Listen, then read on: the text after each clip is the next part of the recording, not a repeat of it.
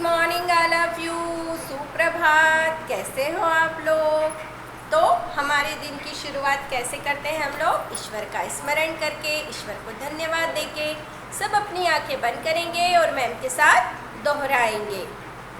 शुभम करोति कल्याणम आरोग्यम गुण संप्रदाय शत्रुबुद्धि विनाशाय दीप ज्योति नमस्तुते। ओम शांति शांति शांति। तो बच्चों, अभी जैसा कि आपको पता है नवरात्रि चल रही है। हर बार आप लोग गरबा करने जाते हो, है ना? इस बार नहीं कर पा रहे हो, कोई बात नहीं, आप घर में तैयार होके भी कर सकते हो, है ना? और नवरात्रि में बोला जाता है ना कि माता की उपासना की जाती है, पूजा की जाती है। घर में बड़े लोग कुछ नियम करते हैं ना। कुछ लोग क्या करते हैं कि दिन में एक बार फरियाल का नियम करते हैं, कोई एक बार खाना खाता है, तो कोई बिना चप्पल के पूरे 9 दिन रहेगा, कोई बिना बोले रहता है। तो आप छोटे हो लेकिन आप भी कुछ नियम ले सकते हो, है ना? नियम बनाना बहुत कठिन होता है, उन्हें पालन करना बहुत कठिन होता है। तो इससे हम लोग बहुत अच्छी चीज़ सीखते हैं। नियम बनाना चाहिए। आप लोग भी सीख सकते हो कि कभी झूठ नहीं बोलेंगे, मोबाइल कम चलाएंगे, है ना? केवल 9 दिन का नियम नहीं लेना है, हमेशा के लिए लेना है। फिर आप लोग वो जो ज़्यादा बोलते हैं उनको कम बोलने की आदत होनी चाहिए, है ना? कि हम कम बोलेंगे, बड़ों का सम्मान करेंगे। तो ऐसी बहुत सी चीज़ें हैं जो आप अपने लिए नियम में ले सकते हो। तो बच्चों, पिछली क्लास में हमने संज्ञा का रिवीजन किया था। इस बार हम पढ़ेंगे लिंग, है ना? क्या पढ़ेंगे इस बार हम? लिंग। सभी लोग अपनी पुस्तक का पेज नंबर 119 निकालेंगे। Page number 119। अब लिंग क्या होता है ना? सबसे पहले तो आपको मैं समझाऊं कि जब बच्ची छोटे होते हैं ना, तो अधिकांश लड़कियों की आदत होती है, क्या बोलती है वो कि माँ, है ना, मैं भी खेलूंगा। क्या बोलती है लड़कियाँ? माँ, मैं भी खेलूंगा। तो उन्हें तुरंत बोला टोका जाता है कि खेलूंगा नहीं, खेलूंगी। इसलिए नहीं बोला जाता कि आप लोग लड़की हैं, आपको यह एहसास कराया जाता कि आप लड़की हैं या लड़का है। आपको सही हिंदी सिखाई जाती है, इसलिए ये बोला जाता है ना। बहुत सी लड़कियों को आदत होती है मैं खाऊंगा, मैं जाऊंगा, मैं भी ऐसा करूंगा। तो ये क्या है? गलत वाक्य है ना? इसलिए आपको सही भाषा सिखाने के लिए ये बात बताई जाती है। अब लिंग 2 प्रकार के होते हैं, है ना? स्त्रीलिंग और पुल्लिंग।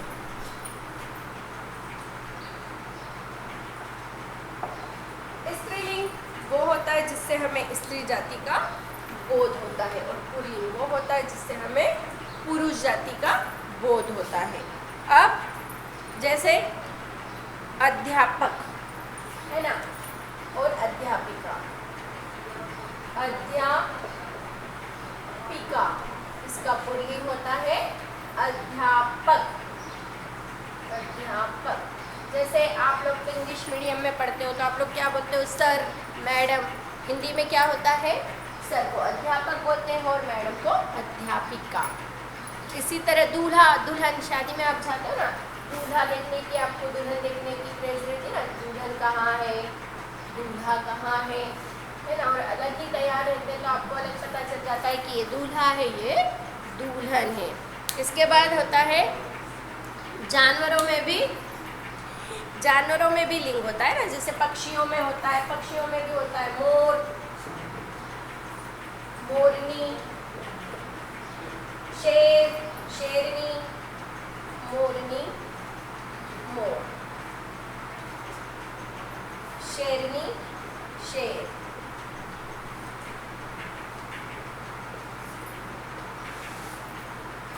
मुर्गा, मुर्गी, पिताजी, माताजी, भाई बहन, राजा रानी। ये कुछ उदाहरण आपके सामने पिक्चर के द्वारा दिए गए हैं ना।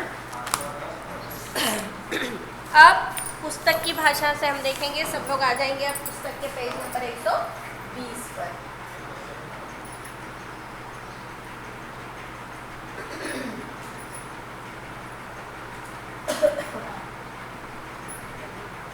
पुस्तक के पेज नंबर 120 पर आएंगे हम लोग।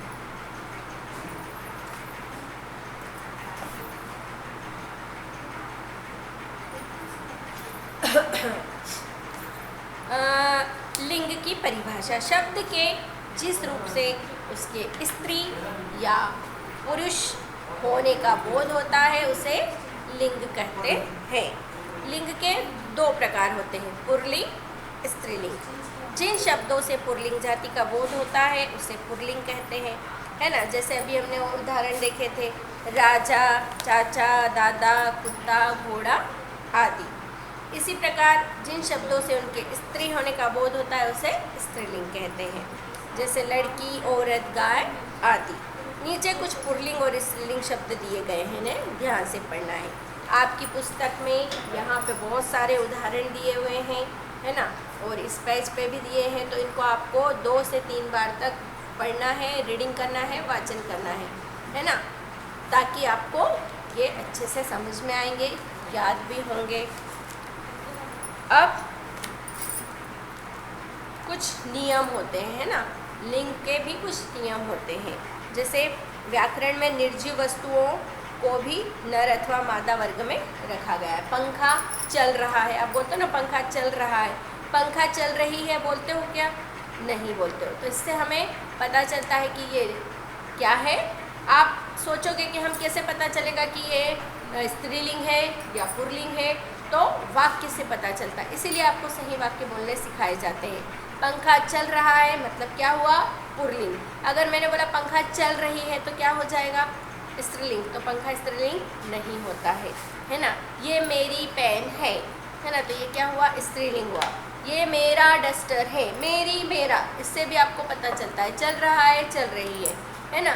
तो इसी तरह निर्जीव वस्तुओं को भी आप पता कर सकते हो वाक्य से के द्वारा, है ना, कि ये स्त्रीलिंग है या पुल्लिंग है। अब कुछ नियम है ना, कि कुछ चीज़ें हमेशा पुल्लिंग होती है और कुछ चीज़ें हमेशा स्त्रीलिंग होती है। जैसे देश, प्रदेश,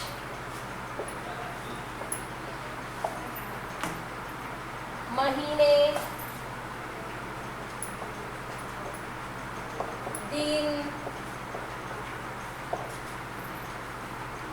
पर्वत, सागर,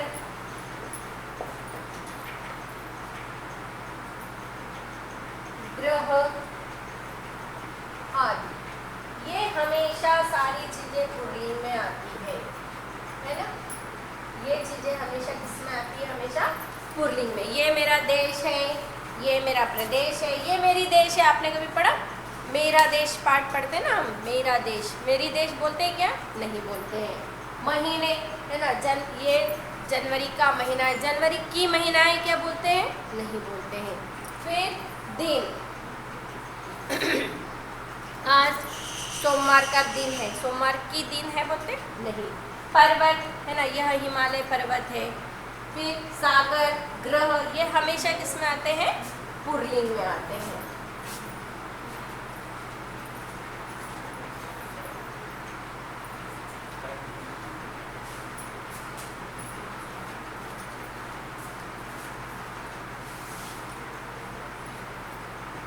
इसके बाद आएंगे स्त्रीलिंग में।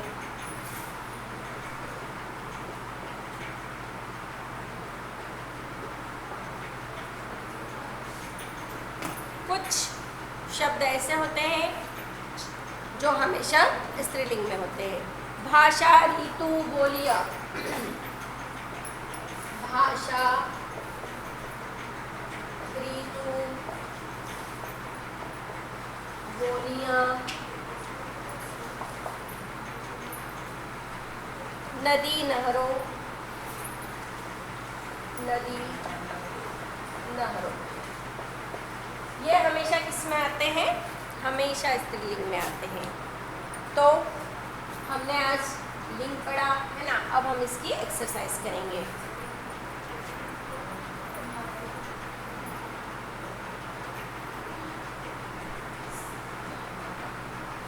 पेज नंबर 121 पे आ जाएंगे सब लोग, सही विकल्प पे।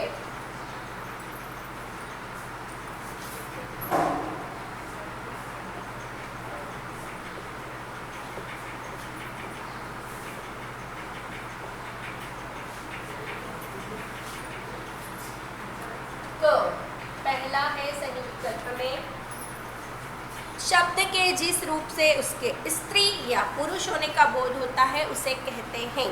हमने अभी पढ़ा है, क्या कहते हैं? संज्ञा, लिंग, वचन। तो हमने अभी पढ़ा है लिंग कहते हैं। क्या कहते हैं? ब। सही उत्तर है इसका ब, लिंग। ख।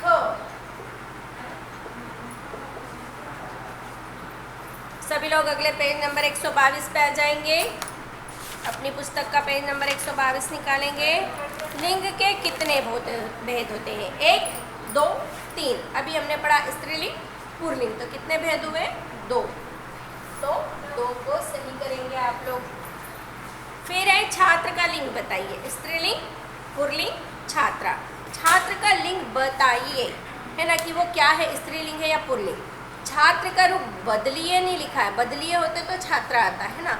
आप लोग ऑप्शन देख के कंफ्यूज हो जाते हो, झट से छात्रा पे टिक कर दोगे। तो कभी भी कंफ्यूज नहीं होना है, हमेशा प्रश्न को पहचानो, है ना।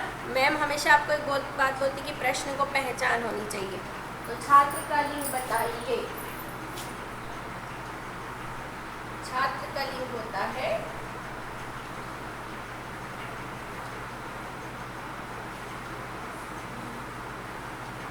पुल्लिंग।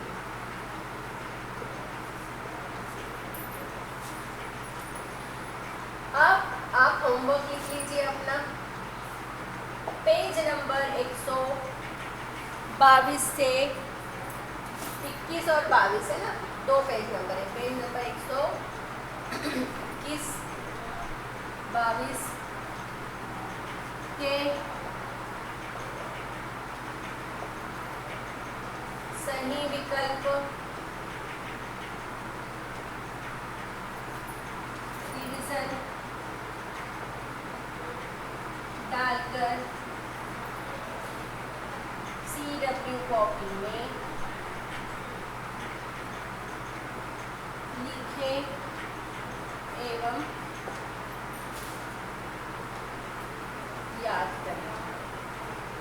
होमवर्क लिख लीजिए आप लोग, इसका स्क्रीनशॉट ले लीजिए।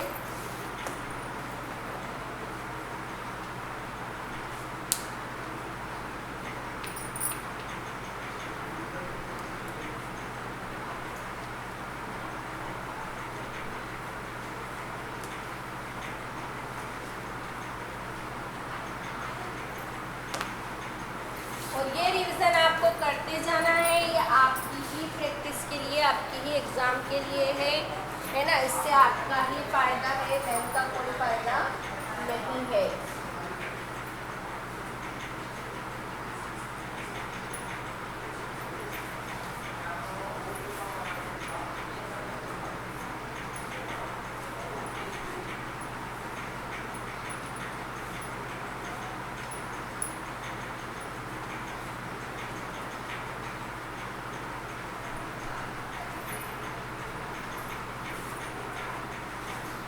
अब हम आएंगे प्रश्न उत्तर पे। लिंग किसे कहते हैं, पहला प्रश्न है ना।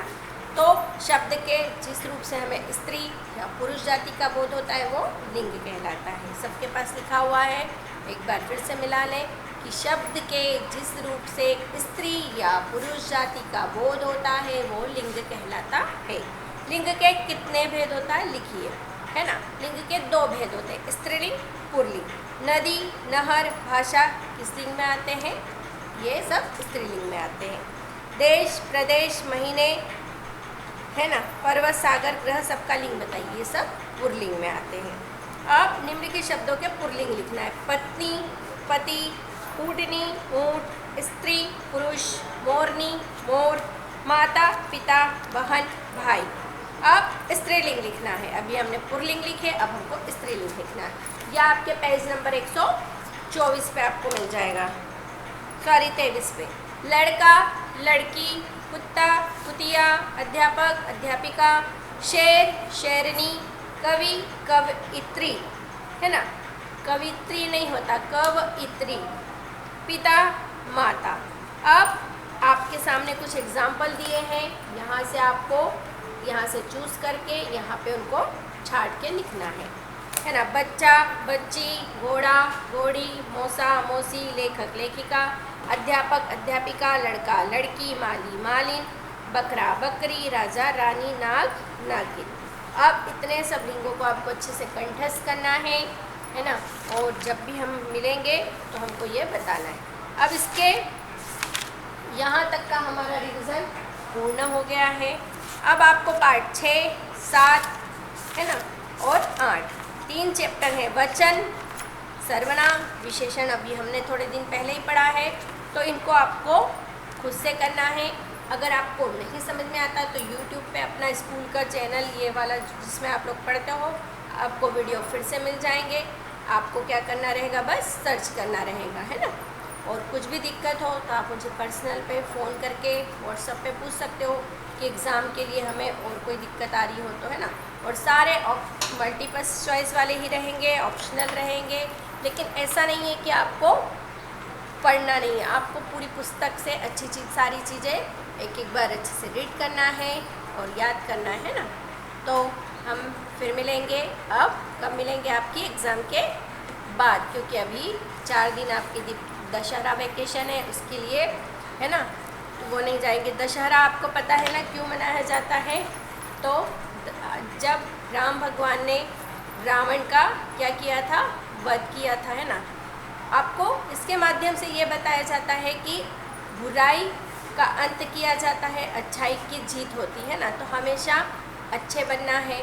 तो इसीलिए जब राम भगवान ने उनका इसी दिन वध किया था, इसीलिए दशहरे को दशहरा मतलब 10 मुख वाले थे ना। वो रावण के कितने मुख थे, 10 मुख थे, और राम भगवान ने उन पे विजय, हारा मतलब वो हार गए थे और राम भगवान जीते थे।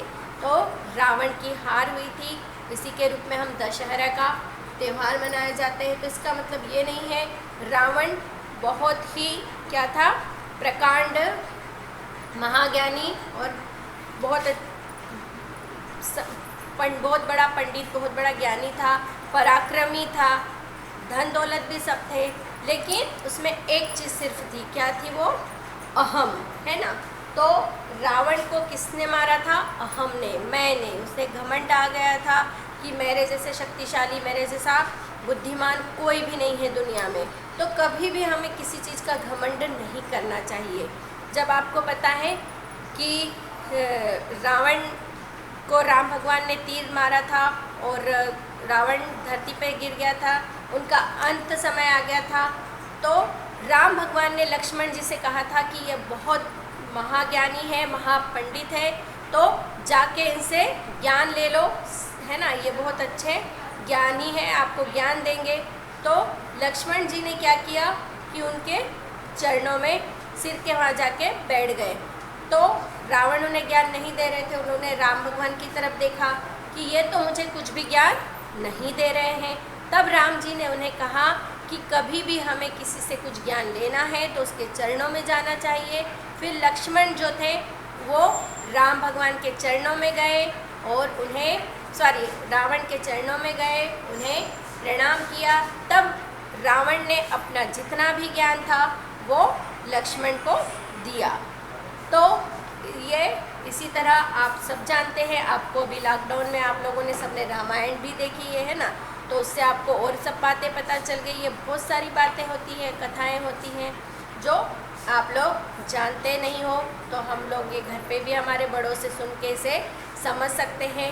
तो इसी तरह आपको सभी को दशहरे की भी बहुत सारी शुभकामनाएं, है ना, नवरात्रि चल रही उसकी भी शुभकामनाएं, और आपके एग्ज़ाम के लिए सबको बेस्ट ऑफ लक। और दशहरे के दिन हमें भी बुराई को छोड़ना है और अच्छाई को ग्रहण करना है ना। दशहरा इसी का प्रतीक है, इसी का त्यौहार है ना। आपको ये नहीं सोचना है कि हम में कोई बुराई नहीं होती, सब में बुराई होती है ना। कोई आपको अच्छी बात सिखाता है तो उसे सुनना है, उस बुरी बात को छोड़ना है ना। और अच्छे से पढ़ना है, उससे पढ़ना है। आप लोग सेकंड में हो, आप थर्ड में चले जाओगे। और जल्दबाजी नहीं करना है, अच्छे से क्वेश्चन को रीड करना और फिर पढ़ना है ना। और कुछ नहीं समझ में आता है तो मैम से पूछना है। आपको हो सकता है पिछले बार जैसे प्रैक्टिस के लिए और पेपर दिया जाए। आप तो अब एक बार एक टेस्ट दे चुके हो तो अब आपको इतनी मुश्किल नहीं होगी। तो सभी को एग्ज़ाम के लिए बेस्ट ऑफ लक। अब हम लोग मिलेंगे आपकी एग्ज़ाम के बाद।